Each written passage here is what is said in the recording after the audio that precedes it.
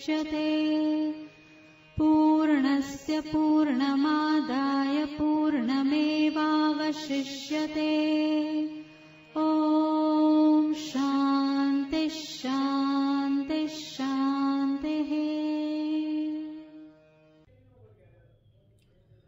अखण्डमण्डलाकारं व्याप्तं येन चराचरं तत्पदं दर्शितं येन तस्मै श्री गुरवे नमः। ॐ सहनाववतु सहनौ भुनक्तु सह वीर्यं करवावहै तेजस्विनावधीतमस्तु मा विद्विषावहै।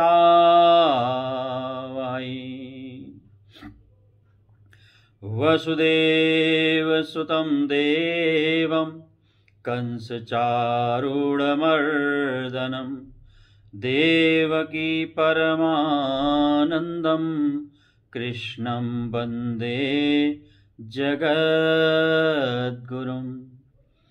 वंशी विभूषितकरान् नवनीरदाभात्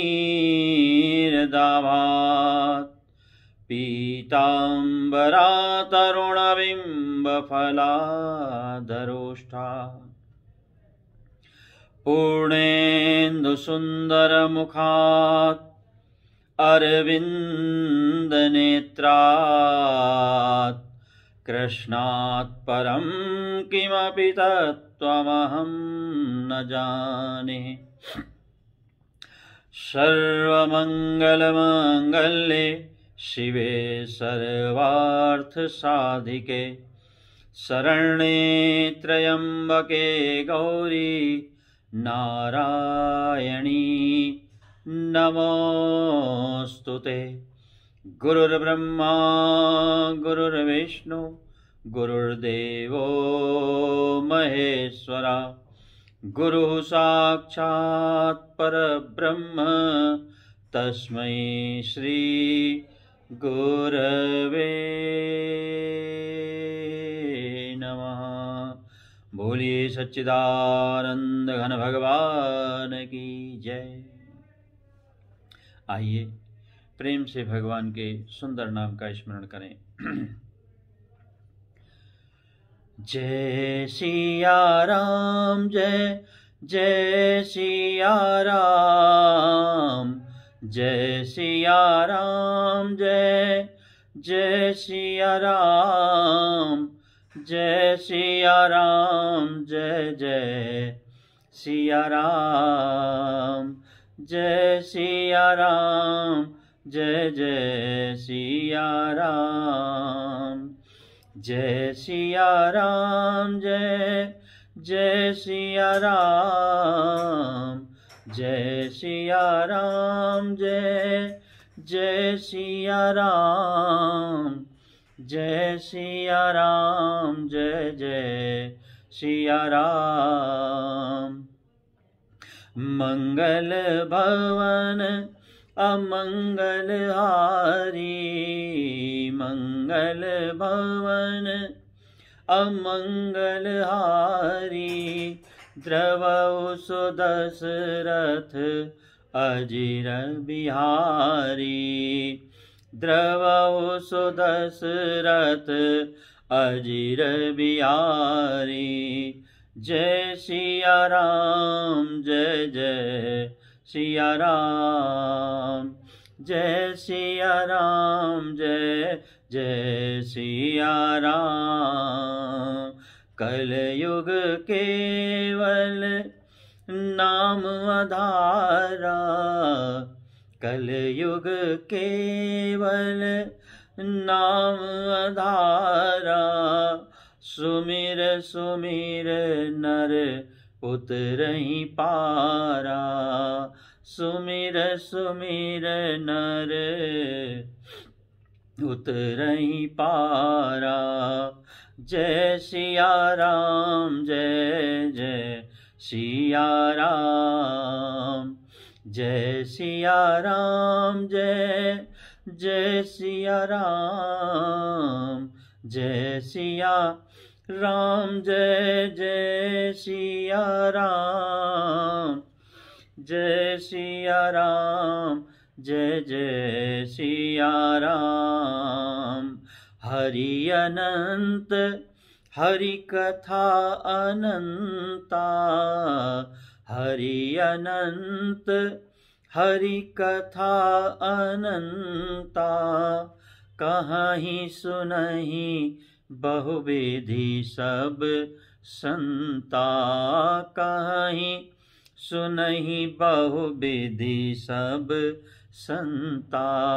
जय सिया राम, जय जय सिया राम, जय सिया राम, जय जय सिया राम, जय सिया राम, जय जय सिया राम, जय सिया राम, जय जय सिया राम, जय सिया राम, जय जय सिया राम।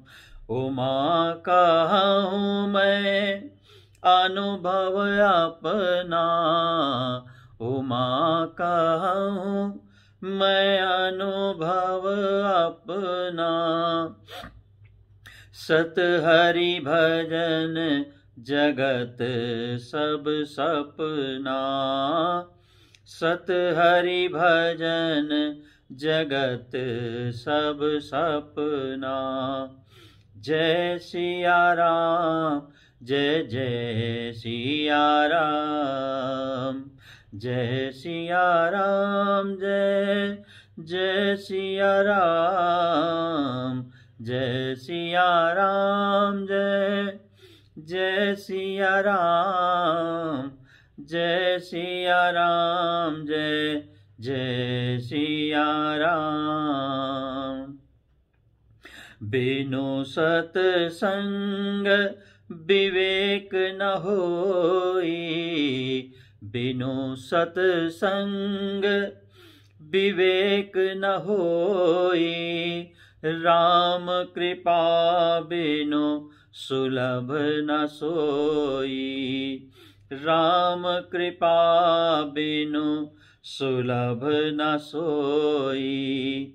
जय सिया राम, जय जय सिया राम, जय सिया राम, जय जय सिया राम, जय सिया राम, जय जय सिया राम, जय सिया राम, जय जय सिया राम, जय सिया राम, जय जय सिया राम।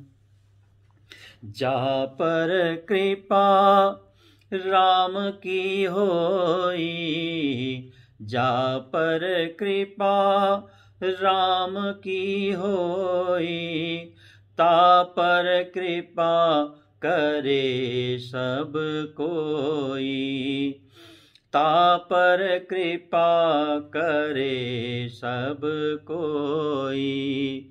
जय सिया राम, जय जय सिया राम, जय सिया राम, जय जय सिया राम। हरि अनंत हरि कथा अनंता, हरि अनंत हरि कथा अनंता, कहीं सुनहि बहुविधि सब संता, कहीं सुनहि बहुविधि सब संता। जय सिया राम, जय जय सिया राम, जय सिया राम, जय जय सिया राम, जय सिया राम, जय जय सिया राम, जय सिया राम, जय जय सिया राम, जय सिया राम, जय जय सिया राम।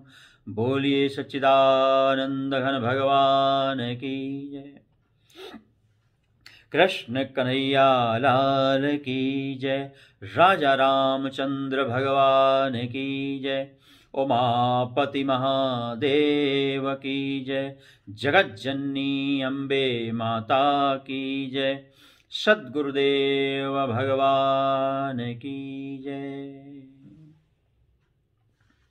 अखंड कोटि ब्रह्मांड नायक, सर्व जगत नियंता, परम सत्ताधारी, घटघटवासी, भक्त वत्सल परमात्मा परमेश्वर, आत्मस्वरूप परमात्मा स्वरूप भक्त वृंद, परम हर्ष उल्लास आनंद का विषय, परम पावन दिव्य भूमि श्री प्रेमपुरी आश्रम, महान संतों का परम संकल्प स्वामी श्री पूज्य चरण प्रातः स्मरणीय प्रेमपुरी जी महाराज, और अथक प्रयास और भगीरथ प्रयत्न इस संस्था को स्थापित करने का जो किया गया, पूज्य चरण प्रातः स्मरणीय स्वामी श्री अखंडानंद जी महाराज जी के द्वारा अनवरत, उसका फल हमको नित्य प्रति के सत्संग इस विषम काल में भी प्राप्त हो रहा है।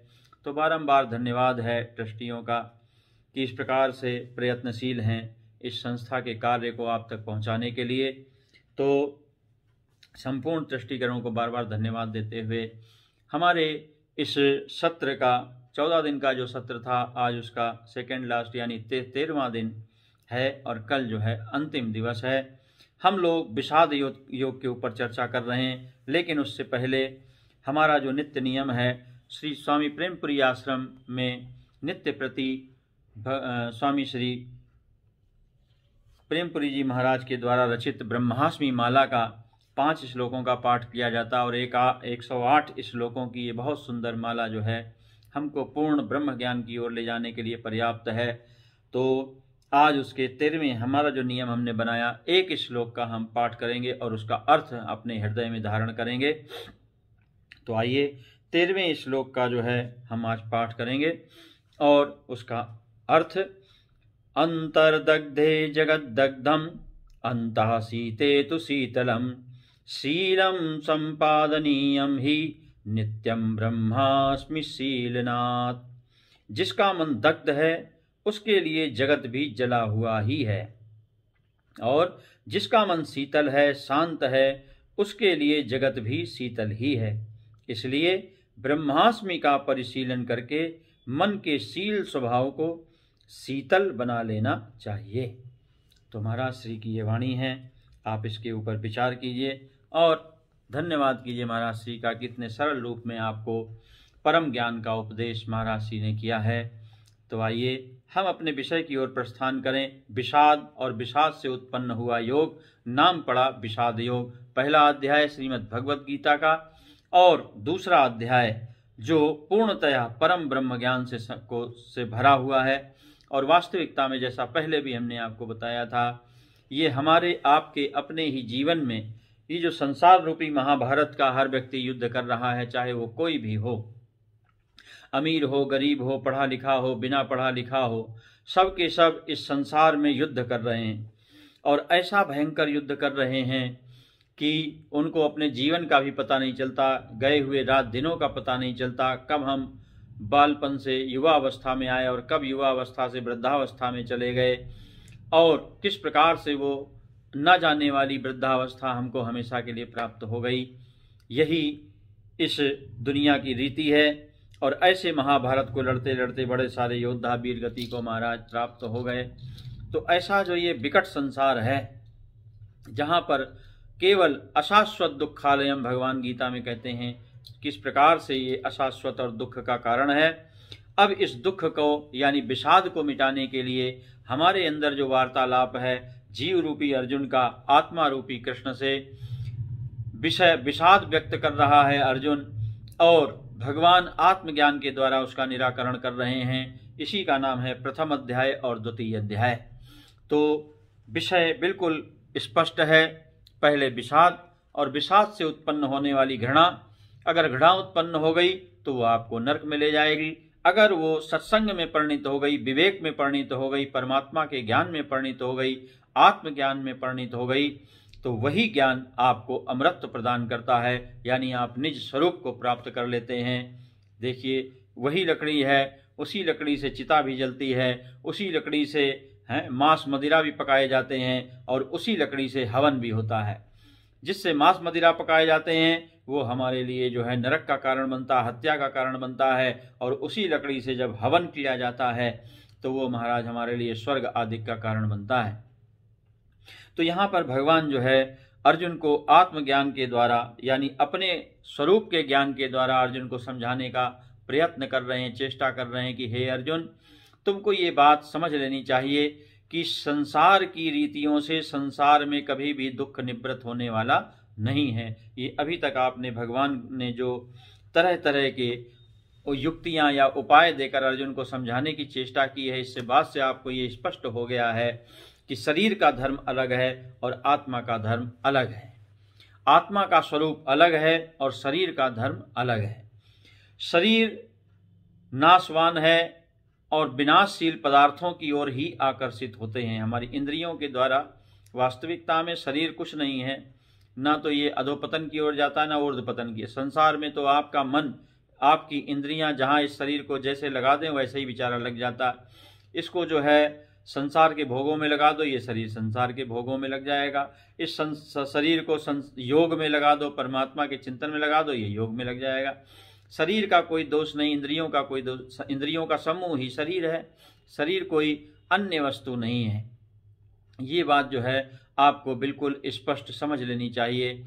तो कहने का तात्पर्य यह है भगवान का कि हे अर्जुन, तुम पूर्णतः इस बात को समझ लो कि किस प्रकार से जो है शरीर के धर्म में, शरीर के द्वारा और शरीर के लिए जो उपयोग किए जाने वाले विषय हैं, उनसे कभी शरीर को शांति की प्राप्ति नहीं हो सकती, क्योंकि सब दोष युक्त हैं, सब में कोई ना कोई कमी है। लेकिन जो आत्मा है वो अविकारी है, विकार रहित होने के कारण वो शुद्ध आत्म तत्व जो है वही तुम्हारे शरण के, यानी अपने स्वरूप की शरण ही तुम्हारे लिए योग्य है।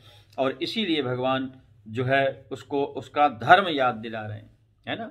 भगवान कहते हैं अगर तुम शरीर को ही आत्मा मान लो थोड़ी देर के लिए, तो तुम जातिगत रूप से क्षत्रिय हो, और क्षत्रिय जो कर्म है युद्ध, तो युद्ध ही तुम्हारा मुख्य कर्म है। और उस क्षत्रिय धर्म से बढ़कर तुम्हारे लिए, क्योंकि स्वधर्म पालन करते हुए निधन भी हो जाए, स्वधर्म के पालन में अगर हमारी जीवन क्षति भी हो जाए तो वो स्वर्ग का द्वार कहलाती है। इसी चीज को भगवान ने अगले श्लोक में स्पष्ट किया है।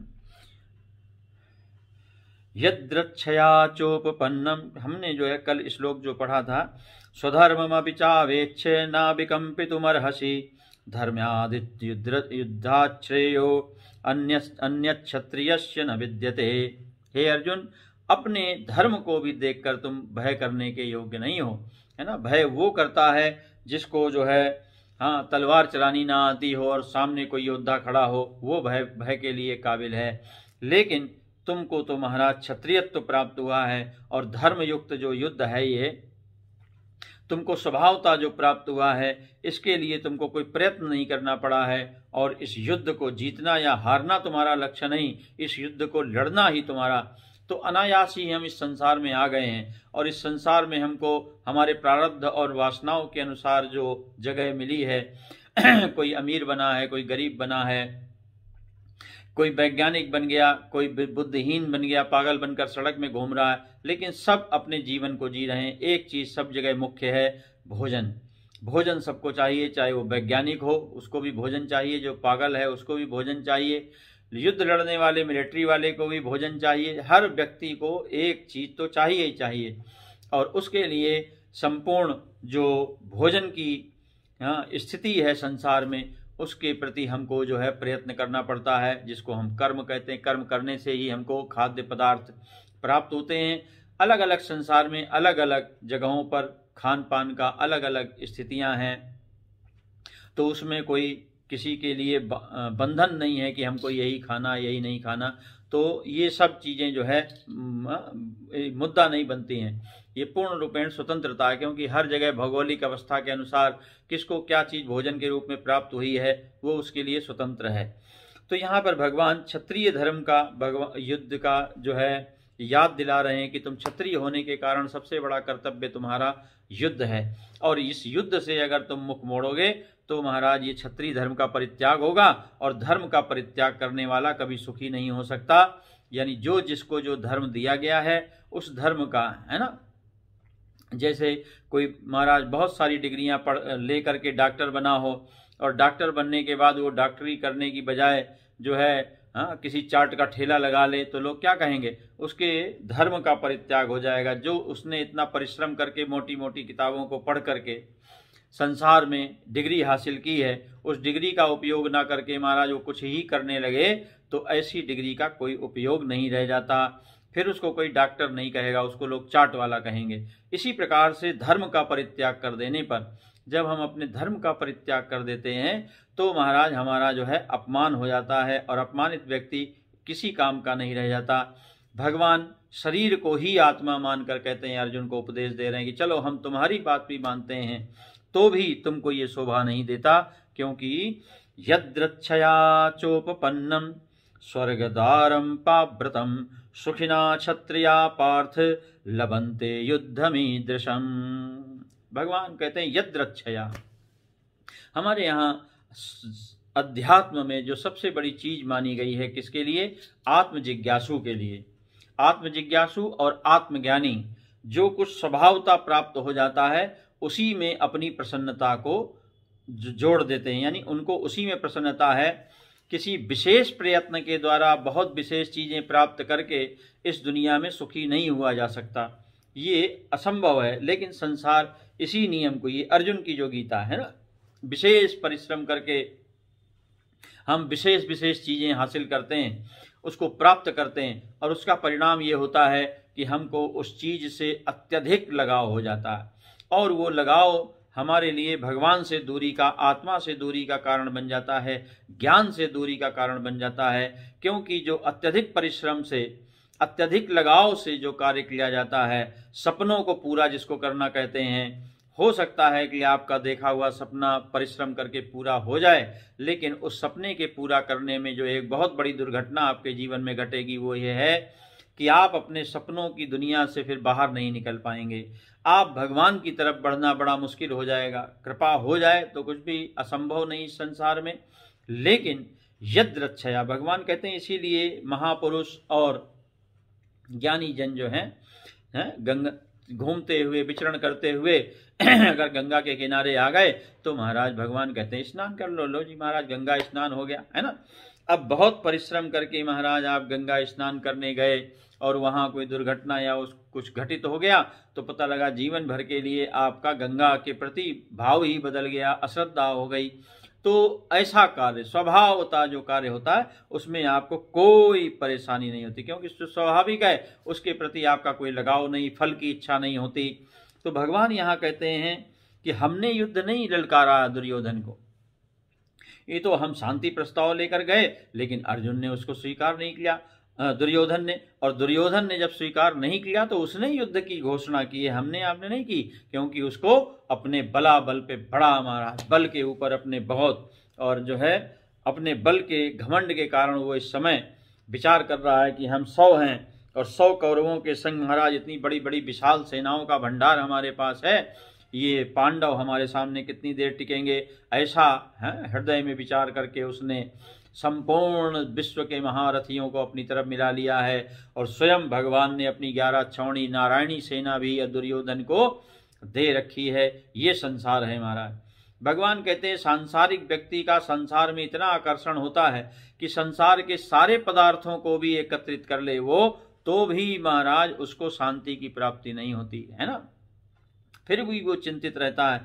लेकिन यहाँ भगवान जो अर्जुन से समझाना चाहते हैं कि एक ऐसा व्यक्ति जिसने आत्म जिज्ञासा कर डाली है, जिसने अपने आप को जानने की, परमात्मा को जानने की इच्छा कर डाली है, उसके लिए ये संसार थोड़ा सा अलग हो जाता है, क्योंकि उसका संसार के प्रति आकर्षण नहीं रहता।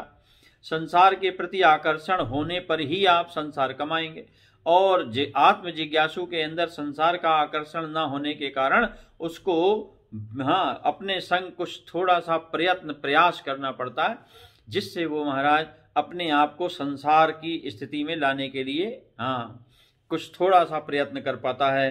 तो भगवान कहते हैं कि यद्रच्छया चोपन्नम, अपने आप जो उत्पन्न है, उपपन्नम प्राप्त हुआ, यद्रच्छया कहते हैं भगवान अपने आप, है ना, जो अपने आप तुमको प्राप्त हुआ, ये खुला हुआ, अपाव्रतम खुला हुआ स्वर्ग का द्वार है ना, ताला नहीं लगा हुआ, इसमें खुला हुआ द्वार है। क्यों खुला हुआ?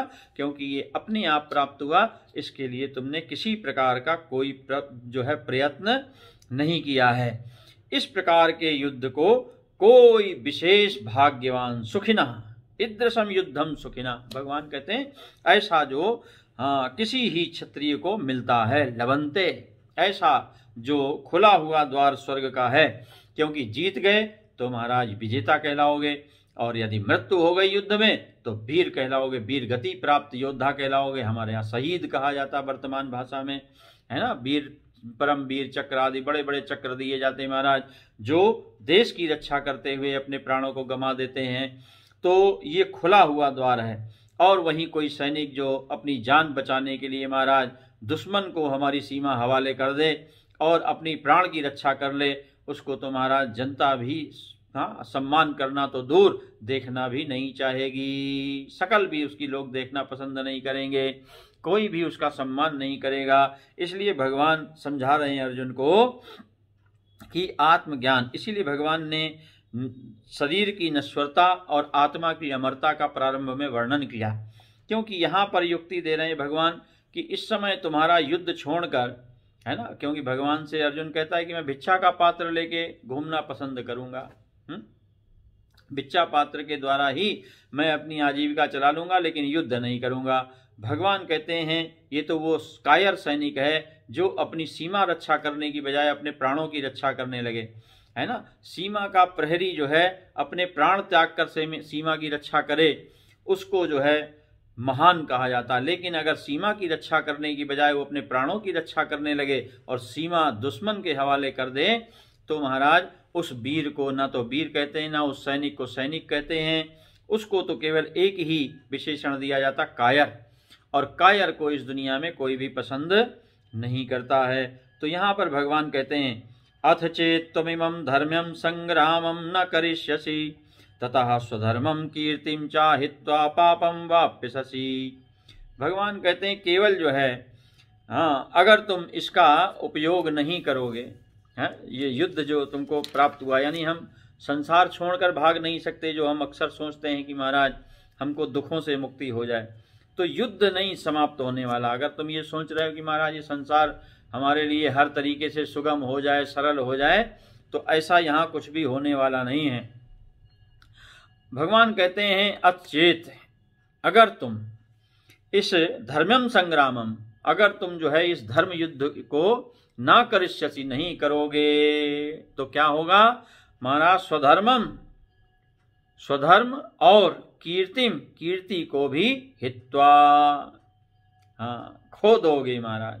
और जब मनुष्य का स्वधर्म और कीर्ति दोनों नष्ट हो जाती है तो वो पापम, पाप को अपाप्स्यसि, प्राप्त हो जाता है, यानी होगा।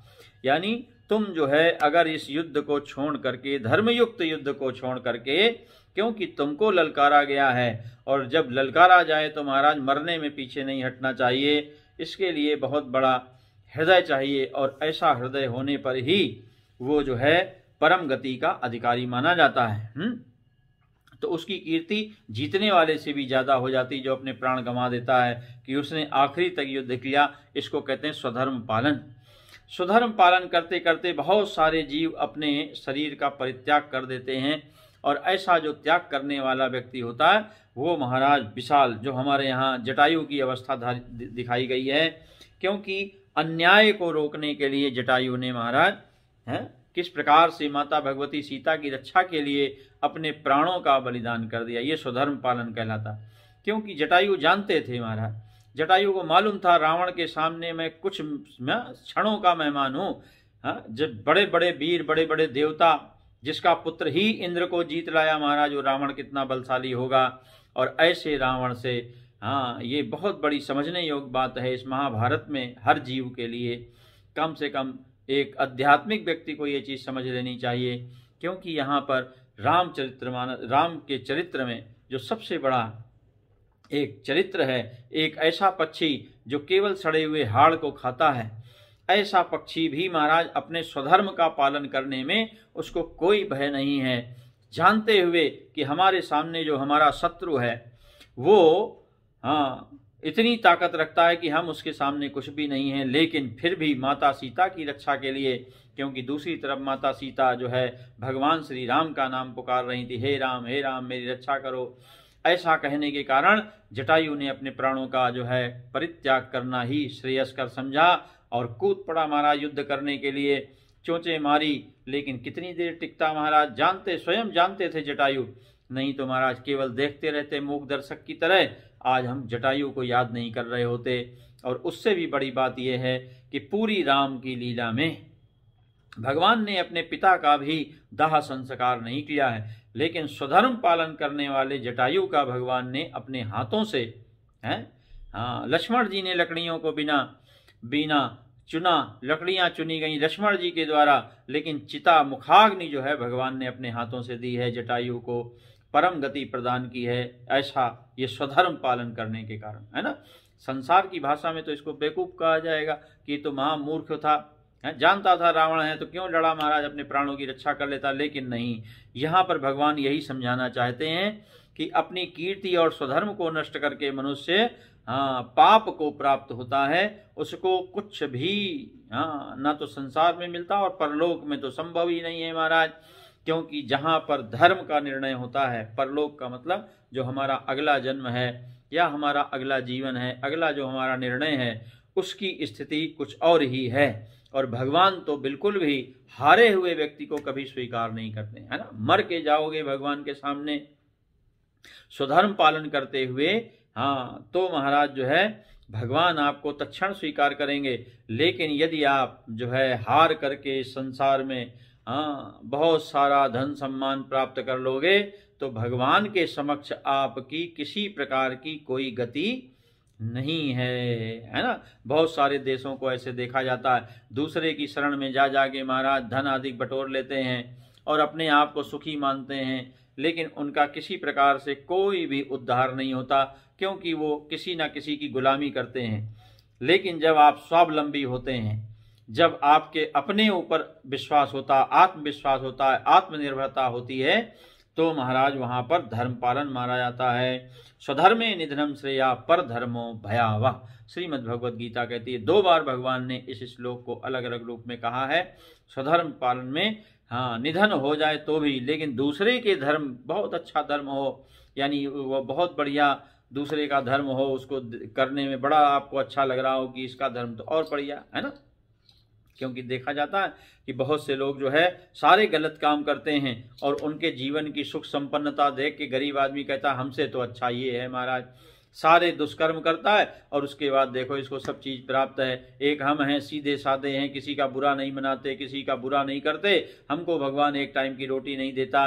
तो ऐसा कह देने पर हम पाप युक्त हो जाते हैं, है ना।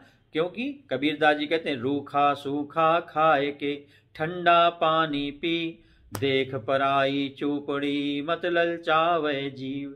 तो यहाँ पर भगवान कहते हैं स्वधर्म। स्वधर्म का मतलब जो भी हमको जैसा भी इस संसार में चरित्र मिला, क्योंकि ये नाट्यशाला, ये तो आप लोग जानते ही हैं महाराज, इस नाट्यशाला में सबको नाटक करना है और ऐसे नाटक करने में आपको किसी प्रकार से पीछे नहीं हटना है। इसी का नाम है स्वधर्म पालन।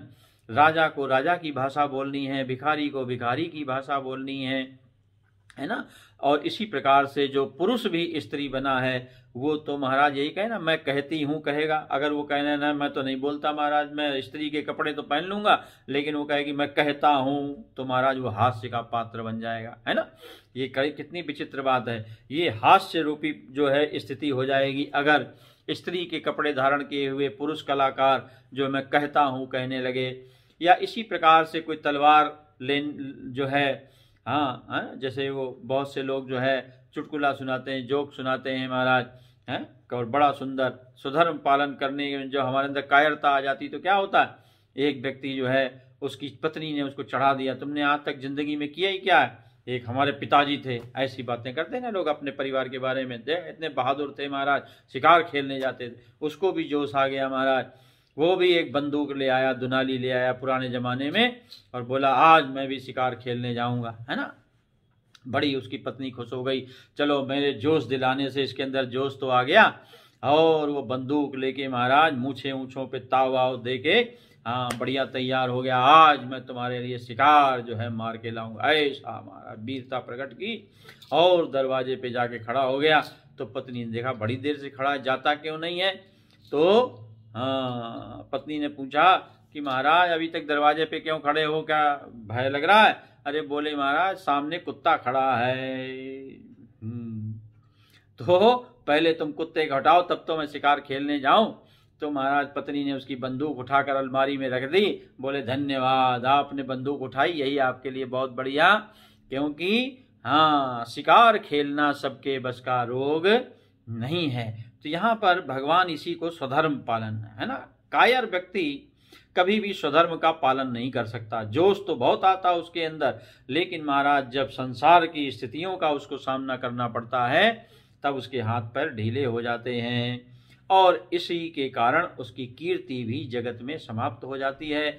और आप तो जानते हैं महाराज, महाराणा प्रताप के घोड़े के बारे में आपने विचार किया होगा, सुना होगा, आज तक उस वीर का है जिसने इतने सारे राजा थे उस समय महाराज, राजस्थान में मारवाड़ जिसको कहा जाता था उस समय, सब राजाओं ने महाराज अकबर के सामने घुटने टेक दिए, लेकिन महाराणा प्रताप एक ऐसे राजा थे जिन्होंने घास की रोटी खाना मंजूर किया, लेकिन उन्होंने कभी भी बादशाह अकबर को अपना बादशाह नहीं माना। उन्होंने कहा मैं इसकी गुलामी कभी स्वीकार नहीं करूंगा, हार जाऊं मर जाऊं मुझे कोई चिंता नहीं है। और अंत तक जो है उन्होंने युद्ध किया, और उनके पास एक सुंदर घोड़ा था जिसका नाम था चेतक। आज भी महाराज चित्तौड़ में उस चेतक की प्रतिमाएं लगी हुई हैं, विशाल विशाल चित्र लगे हुए हैं। उस घोड़े को याद किया जाता, क्यों? क्योंकि उसने महाराज अपने दुश्मन से बचाने के लिए अपने मालिक को ऐसी छलांग लगाई जो घोड़े के लिए बिल्कुल भी संभव नहीं थी। स्वयं राणा प्रताप भी भौचक के रह गए महाराज, और जो दुश्मनों की शत्रुओं की सेना थी वो भी देखती रह गई, क्योंकि उनके सबके घोड़े महाराज उस जो भी नाला था या जो भी चीज़ थी उस समय कैसी स्थिति रही होगी ये तो वही स्थिति जाने। तो जो भी था महाराज उन्होंने जो है उसमें छलांग लगाई, और दुश्मनों के शत्रुओं के घोड़े महाराज आगे बढ़ने को तैयार नहीं थे, लेकिन वो चेतक जो है वो छलांग लगाया, और लेकिन उस छलांग लगाने में उसकी संपूर्ण शक्ति क्षीण हो गई और वो मृत्यु को प्राप्त हो गया। लेकिन उसने अपने मालिक को जो है शत्रुओं से बचाया। तो इसलिए हम जो है किसको याद करते हैं? उस चेतक नाम के घोड़े को याद करते हैं। इसको कहते हैं स्वधर्म पालन। जरा विचार कीजिए, पशु के अंदर भी इतनी चैतन्यता है, और हम तो महाराज क्षण क्षण में हारने लगते हैं, है ना। हम भगवान से प्रार्थना करते हैं कि भगवान हमको जो है दुखों से, उसने भगवान से या अपने मालिक से नहीं कहा कि मैं इसमें छलांग तो लगा जाऊंगा, लेकिन मुझे बचाएगा कौन, मेरा इलाज कौन कराएगा? कुछ नहीं महाराज। और हाँ, गोद में, महाराणा प्रताप की गोद में ही उस चेतक ने अपने प्राणों का परित्याग कर दिया। तो आज तक हम उस घोड़े को याद करते हैं, लेकिन समस्या ये है कि हम लोग जो संसार को बटोरने वाले हैं, हमको आपको याद करने वाला इस दुनिया में कोई भी नहीं होगा, क्योंकि हमने ऐसा कोई स्वधर्म पालन नहीं किया है। तो भगवान अर्जुन को युक्ति के द्वारा समझाने की चेष्टा कर रहे हैं, युद्ध क्यों करो, है ना। इस संसार में आत्मज्ञानी भी जीता है और अज्ञानी भी जीता है। आत्मज्ञानी केवल स्वधर्म पालन के लिए जीता है और अज्ञानी संसार को बटोरने के लिए जीता। ये अंतर है, हमको समझ लेना चाहिए कि आत्मज्ञानी कभी भी संसार को बटोरने के लिए कर्म नहीं करता। आत्मज्ञानी संसार में स्वाभाविक कर्म करता है, जैसे चिड़िया घोंसला बनाती है, नदी बहती है, पहाड़ जो है ऊपर उठता है, बर्फ जमती है, सब स्वभाव होता है महाराज, है ना। इनको कोई इसके लिए प्रयत्न नहीं करना पड़ता। इसीलिए आत्मज्ञानी जो है वो स्वाभाविक कर्म करता, जो उसको प्राप्त होते जाते हैं, उनसे कभी पीछे नहीं हटता, लेकिन संसार को एकत्रित नहीं करता। और साधारण अज्ञानी अविवेकी मनुष्य संसार को पकड़ने में, एकत्रित करने में लग जाता है, और इसका परिणाम ये होता है कि वो कभी घुटने टेक देता है और कभी अपने आप को वीर समझने लगता है ना। ये हमारी विशेषता है महाराज। जब हम इस संसार में हारने लगते हैं तो वहाँ पर घुटने टेक देते हैं, और जब महाराज हमारे अंदर जो है गर्मी आ जाती किसी चीज की, धन की गर्मी आ जाए, वैभव की गर्मी आए, कुछ भी यश कीर्ति सम्मान की गर्मी आ जाए, तो वहाँ ऐसा सीना तानता है, बोलता भगवान हमारे सामने क्या है ना। हिरण्याकश्यप, हिरणाक्ष, रावण, कुंभकर्ण, ये सब जो है उदाहरण हैं।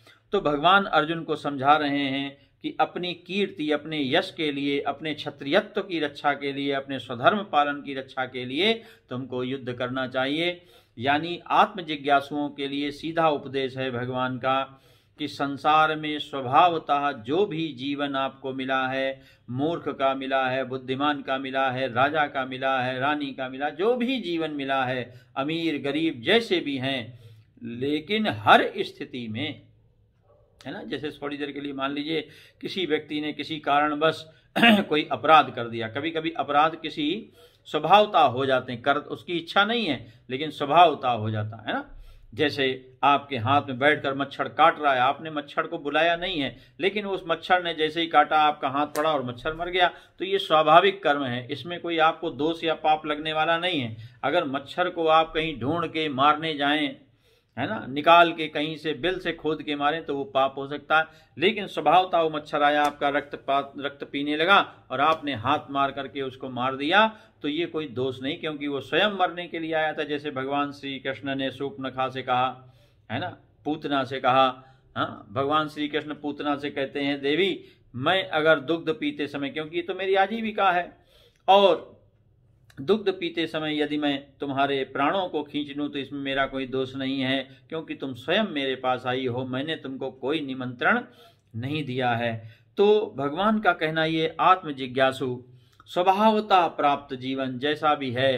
देखिए सुदामा जो है प्रारंभ में कितने लालची थे और भगवान के भी भोजन को चुरा के खा जाते थे, लेकिन जब भगवान श्री कृष्ण का संग किया, सत्संग किया, सत्य का संग किया और भगवान के त्याग की स्थिति उन्होंने देखी कि भगवान अपना भोजन खिलाकर भी अपने मित्र के प्रसन्न मुख को देखकर हैं उसी से अपने पेट को भर लेते थे, ऐसा त्याग कर देख करके सुदामा का जीवन परिवर्तित हो गया महाराज। और भगवान की वीरता देख करके किस प्रकार से उन्होंने गुरु के मरे हुए पुत्र को वापस लाकर गुरु दक्षिणा के रूप में दिया, तो इसका प्रभाव ये हुआ कि जीवन भर सुदामा ने दरिद्री रहना पसंद किया, लेकिन आत्मसम्मान को नहीं खोया। कीर्ति, यश, कीर्ति किसमें है? हाँ, एक छोटा सा जीव भी जो है शेर के सामने, किसी के भी सामने महाराज पहले लड़ता है, भले मर जाए उसको कोई चिंता नहीं होती है, लेकिन अगर स्वधर्म का पालन ना करके वो अपनी आप रक्षा कर लेता है, अपनी रक्षा करने में हाँ बड़ा अच्छा उसको लगता है, तो भगवान कहते हैं वो हमारे किसी काम का नहीं है। संसार में हो सकता है उसको बहुत कुछ मिले, और संसार में बहुत कुछ मिलना कैसा है आप स्वयं जानते हैं महाराज। एक आदमी 2 घंटे तक बहुत सारे पानी को हृदय में ऐसे समेट के खड़ा रहे, तो महाराज वो पानी जो है उसके हाथ में पकड़ में आने वाला नहीं है। जैसे वो जल से बाहर निकलेगा उसके हाथ में वह चिपका हुआ पानी ही बाहर आने वाला है, वो विशाल जल राशि वहीं छूट जाएगी। ऐसे ही इस संसार में आप बहुत कुछ प्राप्त कर सकते हैं, विश्व के 1 नंबर के अमीर बन सकते हैं, ना जाने क्या क्या बन सकते हैं, लेकिन जिस समय आपकी आंख बंद होगी तो महाराज आपके पास कुछ भी होने वाला नहीं है, ना कोई आपको दे सकता है ना आप ले सकते हैं। तो ये जल की राशि को हाथ से आप बांध नहीं सकते हैं। ये जानने के कारण आत्म जिज्ञासु कभी भी इस संसार में फंसता नहीं है, है ना। वो केवल स्वधर्म पालन, सुदामा की तरह स्वधर्म पालन करते रहे बारंबार बारंबार, है ना, क्योंकि उनकी धर्म पत्नी ने तो संग किया नहीं था महाराज, भगवान का सत्संग किया नहीं था, उनकी दृष्टि तो जगत की तरह थी, क्योंकि सुदामा जी के जो मित्र थे वो सब अमीर हो चुके थे महाराज, और उनकी अमीरी देख देख कर महाराज उनकी धर्म पत्नी को बड़ा कष्ट होता था, हमारे पास खाने के लिए रोटी नहीं है। सुदामा जी कहते हैं देवी ये रोटियां और जो है ये वैभव मत देखो, भगवान की ओर देखो, क्योंकि मनुष्य का शरीर परमात्मा के लिए, अगर अपराध हो भी जाए, है ना, जैसे अपराध हो जाने पर, हम करते नहीं, हो जाता है, और अपराध होने पर यदि आपको कहीं कारावास या तरह तरह के, पहले राजाओं की समय जो होता था अभी भी होता है, वैसे ही उसी प्रकार से सजाएं होती हैं। तो ऐसा कभी कुछ होता भी है तो महाराज हमारा सबसे बड़ा कर्तव्य यह है कि हमको भगवान से मिलने से कोई नहीं रोक सकता, है ना। आपको जैसे हमारे स्वयं एक बहुत सुंदर गुजरात के परम संत हुए हैं, कैसे सुंदर संत नरसिंह मेहता, राजा उनको जो है बदला लेने के लिए लोग चढ़ा देते थे राजा को, उन्होंने जेल के अंदर डाल दिया और जेल के अंदर उनको भगवान की भक्ति करने में किसी प्रकार से कोई परेशानी नहीं। स्वयं भगवान के माता पिता जेल के अंदर बंद है महाराज, निरपराध, बिना अपराध के ही महाराज कंस ने उनको डाल दिया, लेकिन भगवान का चिंतन करने के लिए वो स्वतंत्र हैं। ये बात समझ लीजिए, यानी कोई भी स्थिति आपको भगवान के चिंतन से वंचित नहीं कर सकती है। ये केवल हमारा बहाना मात्र है, भगवान हमको मुक्त करें, भगवान हमको जो है इन चीज़ों से बाहर निकालें, तब मैं भगवान का भजन करूँगा। तो किसी भी स्थिति में आप भगवान का भजन करने के लिए स्वतंत्र हैं। देखिए, एक अपराधी को जेल मिलती है और एक महात्मा स्वयं को जेल देता है महाराज, हिमालय की चोटी में भयंकर ठंडक में नंगे बदन बैठा हुआ, ना अपने लिए कोई सर्दी गर्मी का इंतजाम करता है, ना किसी विशेष प्रकार के भोजन का इंतजाम करता है, और वो वहाँ पर साधारण सा भोजन करके भगवान की भक्ति कर रहा, स्वयं को सजा दे रहा है महाराज। क्यों? क्योंकि उसको भगवान से प्रेम है ना। तो कितनी विचित्र बात है महाराज। तो इसको कहते हैं स्वधर्म पालन।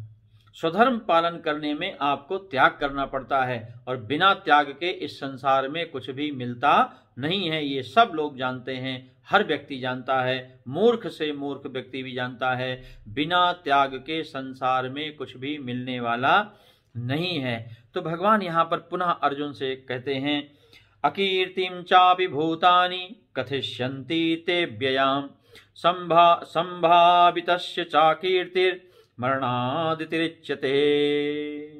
हाँ, भगवान कहते हैं फिर क्या होगा, संपूर्ण भूत प्राणी, हाँ, अकीर्तिम च अभिभूतानि,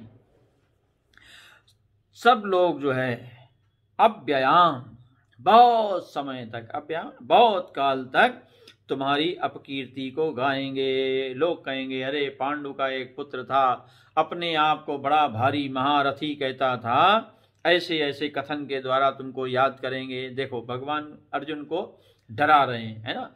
हाँ, किसी मनुष्य से कह दो हाँ लोग तुम्हारी अपकीर्ति करेंगे, तो महाराज फिर उसके अंदर जोश आ जाता, अरे मेरी बेइज्जती हो जाएगी, है ना। अपनी इज्जत की रक्षा के लिए लोग जो है कूद पड़ते महाराज आग में। तो वही भगवान चाहते हैं कि इसके अंदर जोश आ जाए, जो ये ठंडा हो गया महाराज, बिल्कुल दूषित बुद्धि के कारण, कायर बुद्धि के कारण, मैं युद्ध नहीं करूंगा, मैं भिक्षा मांग लूंगा, मैं ये नहीं करूंगा, मैं वो नहीं करूंगा, है, तरह तरह से अपने आप को मनुष्य समझाता है और अंत में आत्महत्या कर लेता है। अगले दिन उसकी रिपोर्ट अखबार में छप जाती है महाराज, है ना। फिर 10 लोग पूछने जाते हैं क्या कारण था, घर वाले महाराज असली कारण भी कभी कभी नहीं बता पाते, क्यों मरा, किस लिए मरा। तो ये कायरताएं कभी कभी हमारे लिए अपकीर्ति का, भगवान कहते हैं बहुत काल तक, कथिष्यन्ति, कथन करेंगे तुम्हारे इस जो है पाप का, अपकीर्ति का, कि अर्जुन अपने आप को योद्धा तो मानता था, लेकिन वो युद्ध से पीछे हट गया, भिक्षा पात्र लेके महाराज कहीं वन में सन्यासी बन गया, ऐसा बोलेंगे तुम्हारे लिए। हाँ, भगवान कहते हैं संभावितस्य, यानी जो समाज में जो अपना मान सम्मान रखते हैं, ऐसे जो लोग हैं जिनका सम्मान है, जैसे तुम्हारा सम्मान, भगवान कहते हैं अर्जुन से कि तुम्हारा इस समाज में एक क्षत्रिय योद्धा के रूप में पूरी दुनिया सम्मान करती है, क्योंकि तुमने जो है द्रौपदी को भरी सभा में महाराज यज्ञ है, जिसको हम लोग जो है स्वयंवर कहते हैं, द्रौपदी को जीता है, बाण चला करके, जो बड़े बड़े तीरंदाज नहीं कर पाए वो तुमने किया है, और उस सभा में तुम्हारा नाम हुआ है महाराज। तो इसलिए तुम माननीय हो, और माननीय पुरुषों के लिए सबसे बड़ी अपकीर्ति ही मरण का कारण है। तुमको तलवार से कटने की जरूरत नहीं है, क्योंकि जब तुम्हारे भाइयों के सामने या तुम्हारे परिवार वालों के सामने, तुम्हारे पुत्रों संतानों के सामने कोई तुम्हारी इस प्रकार से अपकीर्ति करेगा, तो यही तुम्हारे लिए मृत्यु का कारण बन जाएगी। अतिरिच्यते, भगवान तो यहाँ तक कहते हैं मरण से भी बदतर है, कि मरण भी अच्छा है, लेकिन मरण से भी खराब क्या है, अपकीर्ति, है ना, जिसको कहते हैं अपमान। किसी व्यक्ति का अपमान हो जाए तो मुंह दिखाने काबिल नहीं, महीनों लोग घर से निकलते नहीं हैं अगर किसी कारणवश उनका अपमान हो जाए। ये संसार की स्थितियां हैं, क्योंकि अर्जुन की आस्था अभी संसार में है।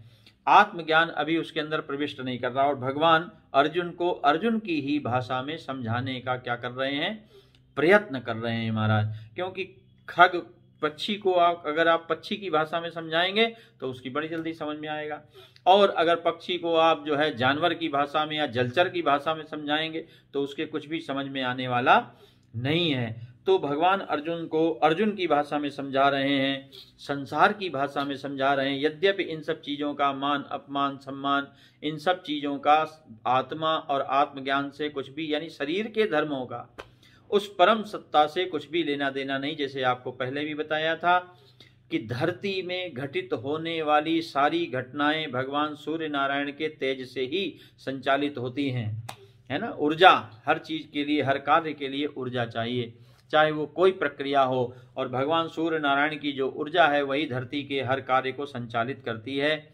तो ऐसा जो सूर्य के द्वारा संचालित धरती में कुछ भी बने बिगड़े, धरती में कुछ भी बने, नदी सूख जाए भगवान सूर्य नारायण को कोई फर्क नहीं पड़ेगा, हिमालय की बर्फ गल जाए भगवान सूर्य नारायण को कोई फर्क पड़ने वाला। ये सब वैज्ञानिकों को, हमको आपको फर्क पड़ता है जो रात दिन चिंता कर रहे हैं ग्लोबल वार्मिंग की, ये पिघल रहे हैं, ग्लेशियर पिघल रहे हैं, आर्कटिक पिघल रहा है, तो तरह तरह की चिंताएं करना हमारा, क्योंकि हमारे बनने बिगड़ने से हमारा बनने बिगड़ने वाला है।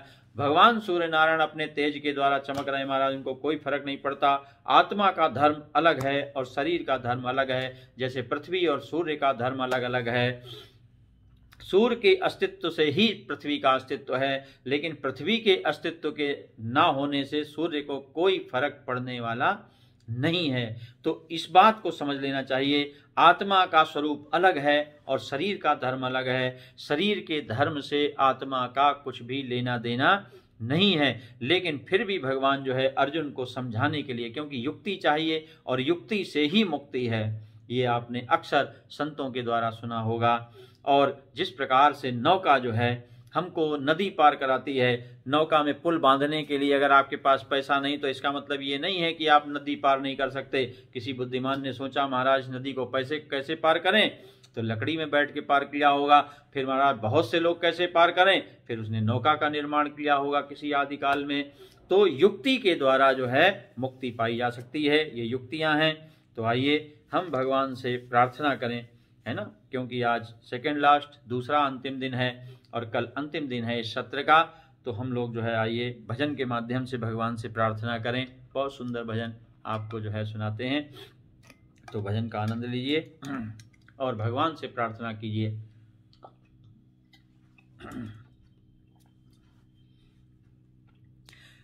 बोलिए वृंदावन बिहारी लाल की जय। कन्हैया ले चल परली पार, संवरिया ले चल परली पार। जहाँ बिराजे राधा रानी, जहाँ बिराजे राधा रानी, अलबेली सरकार, संवरिया ले चल परली पार। कन्हैया ले चल परली पार। हमने भगवान से उस परमानंद, राधा कौन है, वो परमानंद स्वरूपणी है महाराज, भगवान की वो आह्लादनी शक्ति जो परमानंद कहलाता है, उसके पास हमको जाना है। तो भगवान कहते हैं मेरी नाव तैयार है, अगर तुम्हारे पास किराया है तो मेरी नाव में बैठ जाओ। अब जरा सुनो महाराज वो किराया क्या है जो हमको आपको देना है। गुण अवगुण सब तेरे अर्पण, पाप पुण्य सब तेरे अर्पण। गुण अवगुण सब तेरे अर्पण, पाप पुण्य सब तेरे अर्पण। यह जीवन भी तेरे अर्पण, बुद्धि सहित मन तेरे अर्पण।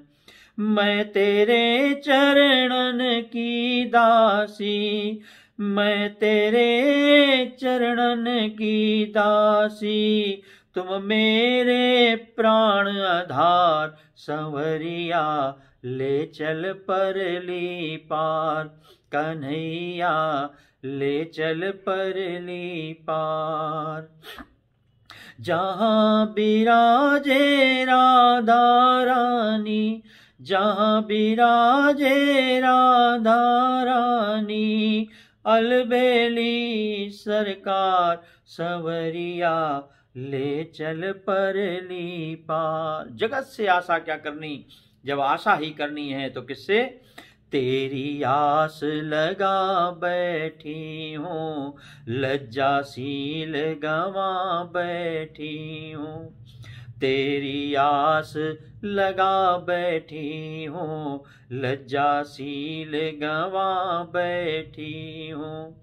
अपना आप गवा बैठी हूँ। जब मैं था तब हरि नहीं, अब हरि है मैं नहीं।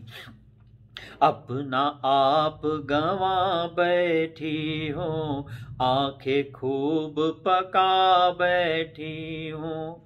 सांवरिया मैं तेरी रागिनी, सांवरिया मैं तेरी रागिनी, तू मेरा मल्हार संवरिया ले चल परली पार। कन्हैया ले चल परली पार।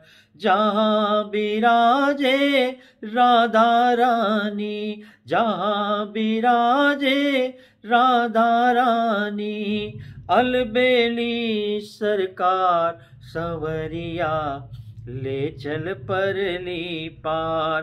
कन्हैया ले चल परली पार। क्या है किराया, जरा सुनो गौर से। अगर ये किराया भर सकते हो तो कन्हैया तुमको पार करने के लिए तैयार है इस जगत से। जग की कुछ परवाह नहीं है, तेरे बिन कुछ चाह नहीं है। सर्वधर्माणि परित्यज्य मामेकं शरणं व्रज। जग की कुछ परवाह नहीं है, तेरे बिन कुछ चाह नहीं है।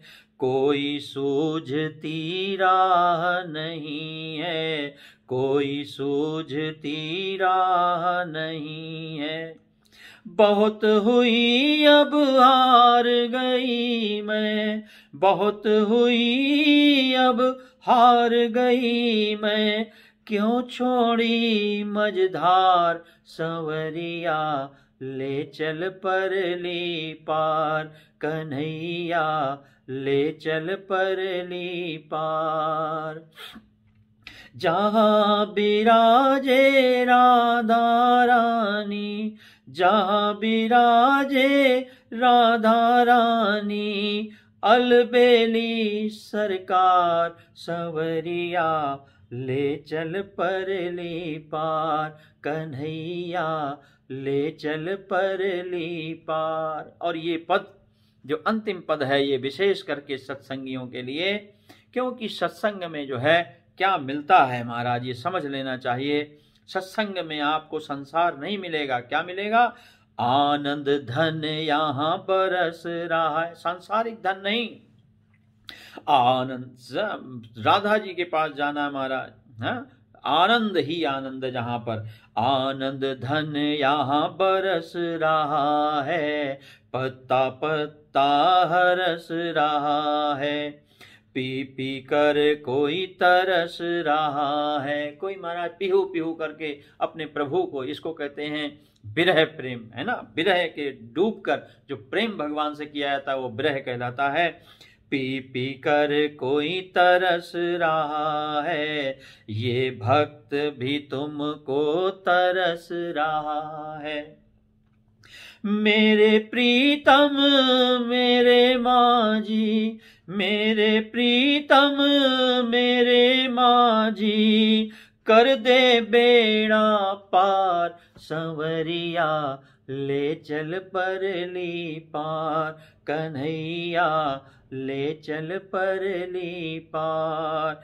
जहाँ बिराजे राधा रानी, अलबेली सरकार संवरिया ले चल परली पार। अब इस मनुष्य शरीर में आ ही गए हैं तो भगवान से प्रार्थना कीजिए, दुर्लभो मानुषोदय है, केवल एकमात्र कर्तव्य है इसका कि हम पार हो जाएं। अर्जुन को भगवान बड़ी युक्तियों से समझा रहे हैं। हम ही अर्जुन हैं, हमारे ही अंदर ये महाभारत चल रहा है महाराज संसार का, और भगवान श्री कृष्ण हमारे वक्ता बने हुए हैं। ऐसा दिव्य गीता का ज्ञान हमारे अंदर, आपके अंदर अनवरत रात दिन चल रहा है। अंतर्द्वंद जिसको कहता है, जीव और आत्मा का जो विषय है, ऐसा जो विशेष श्रीमद् भगवत गीता का जो हम लोगों ने ये पिछले 13 दिनों से स्वाध्याय किया है, कल इसका अंतिम दिवस है जहाँ तक विषय चलेगा, क्योंकि इसका जो अंत है, जो फल है, वो है जिसको हम लोग स्थित प्रज्ञ दर्शन के नाम से जानते हैं, यानी जो जीवन मुक्ति की अवस्था कहलाती है।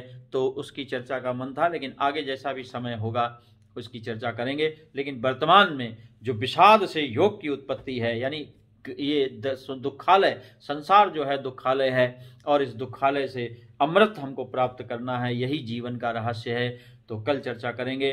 बोलिए सच्चिदानंद घन भगवान की जय। सर्वे भवन्तु सुखिना, सर्वे सन्तु निरामया, सर्वे भद्राणि पश्यन्तु, मा कश्चित् दुःखभाग् भवेत्। ओम शांति शांति शांति।